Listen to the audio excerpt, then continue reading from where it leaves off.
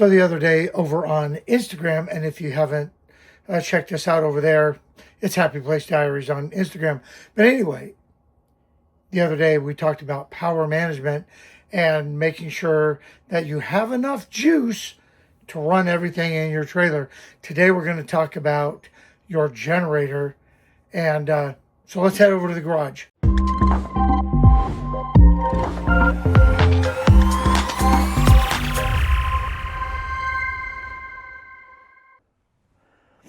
Okay, so one of the nice parts about being part-time, most time, weekend warriors, is I have my garage that I can do all this. And so, but anyway, today we're talking about generator maintenance because we're getting into that season. And for us, we're getting ready to take a big trip. And we're going to be hitting a bunch of harvest toast. Now, we don't traditionally boondock. But it is nice to have that generator for the harvest toast, which we are at harvest toast just about every summer. And in our big trip this summer, we're going to be staying at a bunch of harvest toast. So we're going to want to have our generator available to us so that we can run those air conditioners. We are traveling with the dogs, so we want some reliable power to get those ACs cranking. Okay, and a side note on that, if you haven't looked at the soft start on your air conditioners so that you can run multiple air conditioners on your generator or on 30 amp power, go ahead and take a look at that. We do have a link down below to Soft Start USA, and we can save you a few bucks on those. Anyway, aside from that, and by the way, I have a Champion generator. I really don't, I'm not selling Champions. I have no affiliation with Champion. You use whatever generator you want. The principle is you have to maintain it so that it's going to work properly for you when you're out there. Hey, so start with your owner manual. Go to your maintenance section. It's going to tell you your schedules. It's going to tell you what to look for, how to change your oil, how to do all that stuff. Now, in full disclosure, also, the reason we have this Champion generator is because we wanted to have a dual fuel generator. We wanted to have the ability to run it on propane or gasoline. And we have never put a drop of gas in this. We only run it on propane. What we found is it's quiet, it's efficient. Propane's cheap, especially nowadays, and it just works for us.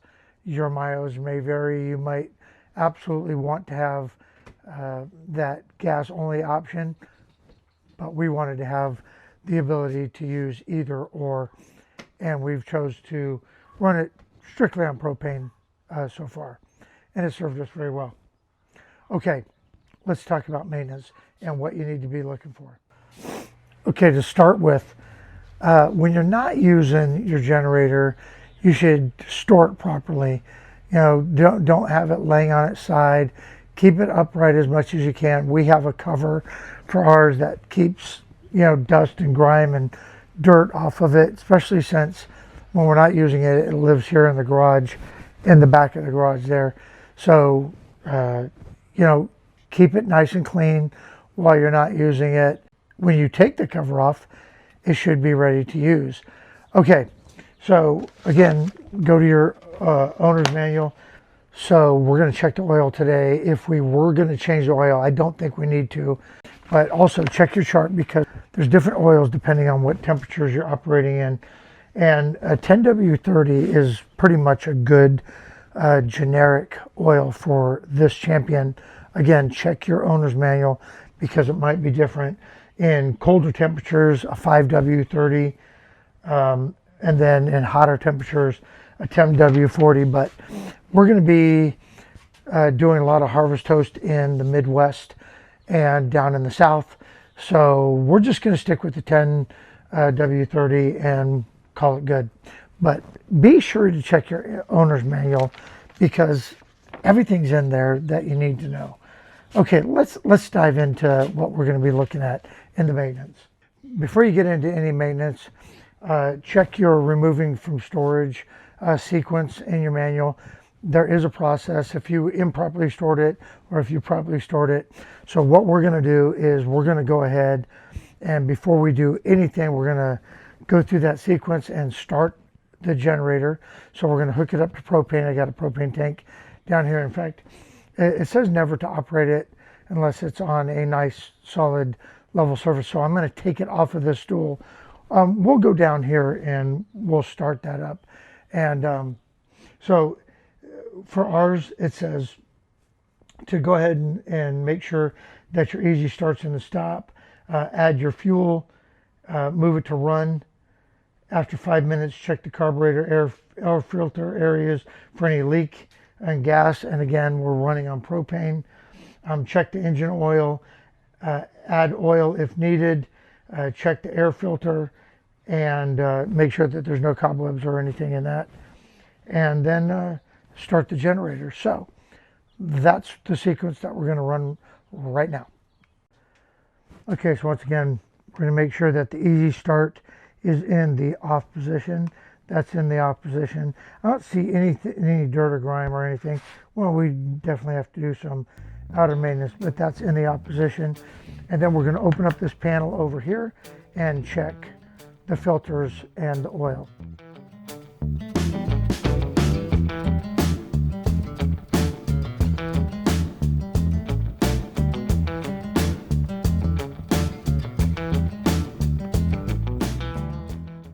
Okay, it looks brand spanking new in here. Okay, this is where your oil is. Now, I could have just opened up that door to check the oil, but I just wanted to make sure that we don't have any mice or anything living in here. Everything looks really clean. This is your oil drain right here. So if we have to drain the oil, I'm checking that there's no cracks or anything.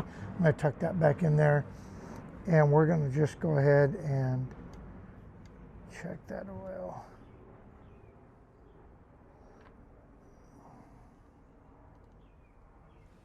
Yeah, we are totally full, and the oil looks really clean. And I'm going to check that again after we run it. Okay, that looks good. And now we're going to close that back up. I do have a few leaves in here. Okay, this is the back panel, and we will have access to the exhaust. We're going to open this up. Got some cobwebs on here. Just going to open this up. Hey, if you're not comfortable doing this kind of stuff, feel free to just get somebody else to do it, but it's always a good idea to kind of dabble a little bit with it. Come on.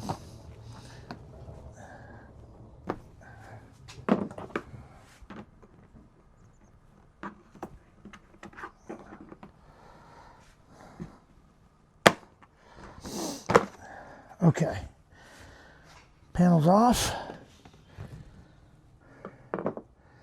If you don't dabble with it a little bit, you won't get to know how the stuff works. Okay, there's no obstructions here. Gasket. There we go. Okay, looks good. Okay, we're going to get this panel back on. Camera turned off, so I don't know what I missed here. So anyway, we're going to get this panel on. Everything looks super clean in there. We bought this generator in 2023, so it's 3 years old now. And we use it primarily, obviously, in the summertime. But we have used it in other situations where we found ourselves staying at a place that didn't have good power or no power. Okay, panel's back on. All right, so I think we have one more thing to check, and then we'll get it started. Okay, so we've inspected our LP hose. We got it hooked up to the propane tank right here. Push that off. You got your quick fit right here. Quick fitting. Snap that in. That's working. Okay, again, we're not using gas. All right, so let's get this thing fired up. All right, so to do that, push down.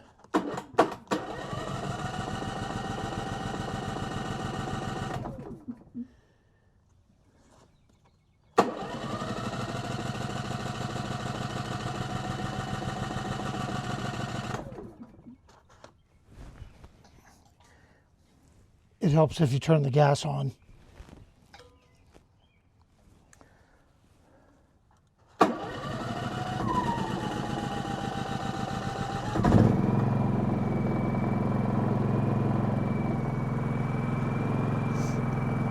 And we're running.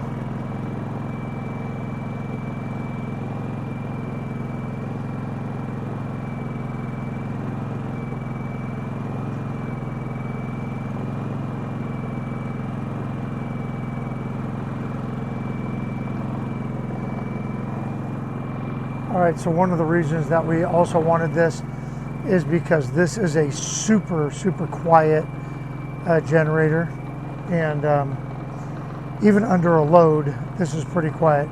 I'm gonna let this run a few minutes, then I'm gonna check the oil again, and then I'm gonna talk about an accessory that you might have to have, and we learned this the hard way.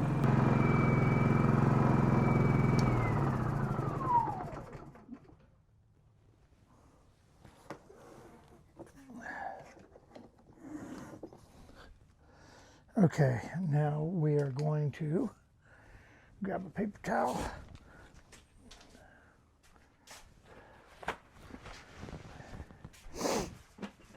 And we will check that oil again. Dipstick is right here.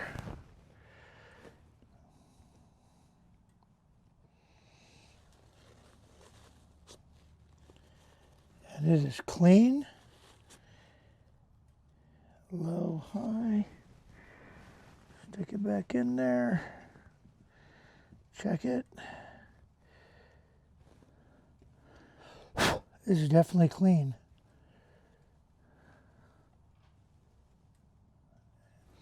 And it's reading high. I know you can't see that, but that's nice and clean. Okay, if it was a burnt color or whatever, I'd be concerned, but this will get us through another season.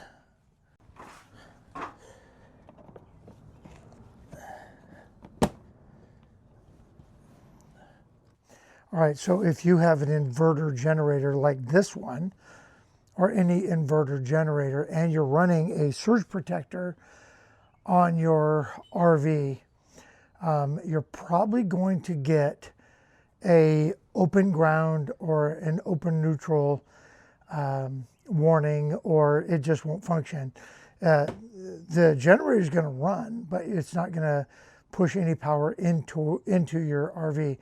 Now we run the inline power watchdog in our RV, and so we can run the generator all day long and we won't get 1 watt of power coming out of this into the RV, because the power watchdog is going to sense that something's wrong, and nothing's wrong. It just, inverted generators need a bypass, and that's where this little thing comes in right here.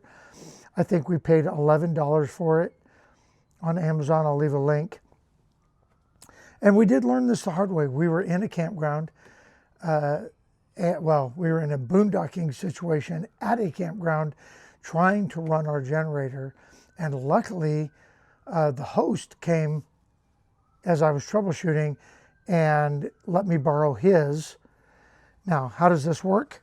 You got your 30 amp plug here, and we have a couple 110s here as well as a 12 volt.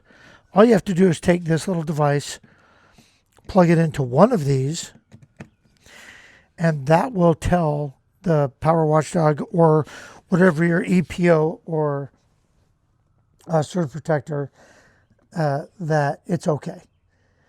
Basically, this compensates for the open ground or the open neutral. So that's what that does. And without that little plug, you get no power. So I just thought that was worth mentioning because we were about to have one of the hottest nights ever at this campground. And luckily for us, the host had one and he let us borrow it for the night, and we had the ACs running. But I'll talk about this because I don't think I'm giving you the right names of what the problems are. So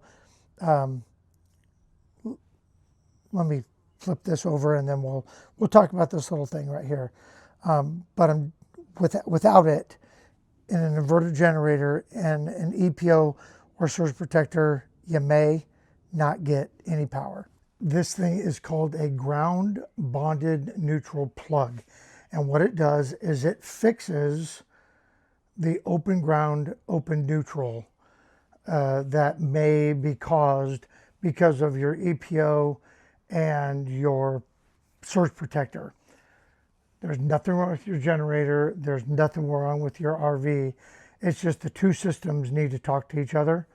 And this allows it to bypass and tell the RV that everything's okay. It's good, clean power coming in. So a ground bonded neutral plug. And like I said, I'll put a link in the description, but I bought it on Amazon. I think there's like between $7 and $11. They're not expensive at all. So anyway, you may need that. All right, so the moral of the story is take care of your generator and it will take care of you. You have to do maintenance on it regularly. We try to pull it out at least twice a year. If nothing else, we pull it out, we start it and let it run for a little bit and put it back into storage. But because this summer we are going to be using it a lot, I thought I'd pull it out, do a really good maintenance. We checked the air filters, we checked the oil filter, made sure that the battery was connected, got it cleaned up, opened up the panels, made sure that there's nothing living in there. And then of course we fired it up, let it run for about 15 minutes and everything's running great. So it's going to run our ACs in that hot Mississippi harvest host that we're going to be staying at. All right, if you found this video helpful or terrible, let us know either way. We appreciate the feedback. Feedback is a gift. And again, you don't have to have a Champion. You can have any inverted generator or any generator for that matter. You still got to do maintenance on it. If you take care of it, it'll take care of you, and we'll see you in the next video.